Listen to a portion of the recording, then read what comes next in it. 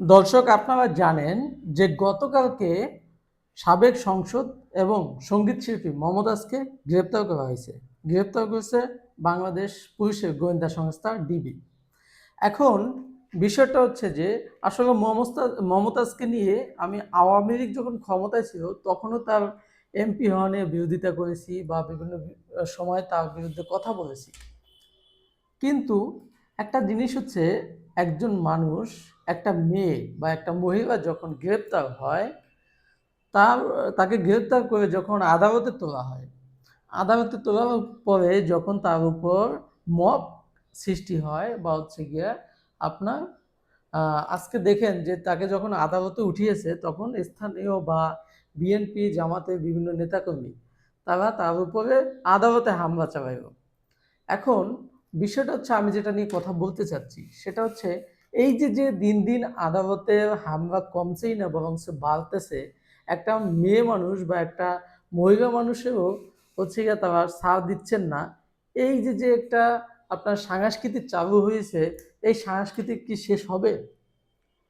এখন এই সংস্কৃতি যদি শেষ না হয়, আজকে মমতাজের উপর গায়ে হাত তোলা হচ্ছে, তারপরে এমপি শাহজাহান খানের উপর গায়ে হাত তোলা হচ্ছে, আইনমন্ত্রী আনিসুল হকের উপর গায়ে হাত তোলা হচ্ছে, এই যে আদালতে তোলার পরে, তারপরে আপনার হচ্ছে গিয়া সালমান এফ রহমান, কামরুল ইসলাম, এই যে যে জাতীয় নেতৃবৃন্দ যারা আছেন, পাশাপাশি এই যে যারা সংসদ সদস্য হয়েছেন, তারা যারা হচ্ছে গিয়া গ্রেপ্তার হচ্ছেন, ধন্যবাদ, সে আসামি, ধরলাম সে অপরাধী। এখন এই দায়িত্ব কার?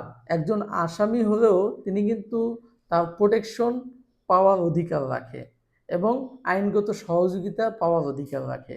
এখন এই যে যারা গ্রেপ্তার করতেছেন বা বাংলাদেশের বর্তমান যারা সরকার রয়েছেন এবং তার যারা প্রশাসন রয়েছেন, তাদের কাছে প্রশ্ন, আপনারা যদি একজন আসামির ন্যূনতম সিকিউরিটি না দিতে পারেন তাহলে গ্রেপ্তার কেন করেন?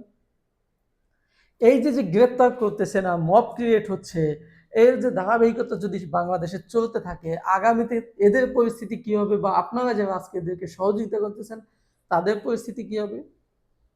একটু ভেবে দেখবেন। কেননা আপনাদের কাছে বিনীত অনুরোধ থাকবে, বিনীত অনুরোধ এই থাকবে যে আপনারা যদি কোনো আসামিকে, সেটা হোক আওয়ামী লীগের এমপি বা সাংসদ বা হোক একটা সিসকে চোর, যদি আদালতে কোনো আসামির যদি আপনারা ন্যূনতম প্রোটেকশন না দিতে পারেন বা তাদেরকে যদি সিকিউরিটি না দিতে পারেন, তাহলে প্লিজ তাদেরকে আর অ্যারেস্ট করেন না। তাদেরকে অ্যারেস্ট করে এভাবে আদালতে হয়রানি করার দরকার নেই। একটা মানুষ দোষী হতে পারে, সে দোষী হলে আইন তাকে বা আদালত তাকে বিচার করে তাকে সাজা দিবে, সেই সাজা তার বহাল থাকবে এবং হচ্ছে গিয়ে সেটা তাকে ভোগ করতে হবে। কিন্তু যে পর্যন্ত আইন তাকে সাজা দিচ্ছে না, আদালত তাকে সাজা দিচ্ছে না, সে পর্যন্ত কিন্তু আপনার, আর বিশেষ করে হচ্ছে জনগণের তো বা হচ্ছে বিএনপি জামাত বা কোনো রাজনৈতিক দলের নেতাকর্মীদের তো কোনো একজন আসামির উপর অত্যাচার নিপীড়ন চালার অধিকার নাই। যদি সেটা অব্যাহত থাকে তাহলে খুবই ভয়ঙ্কর দিকে বাংলাদেশ যাচ্ছে। সবাই ভালো থাকবেন, সুস্থ থাকবেন। আল্লাহ হাফেজ।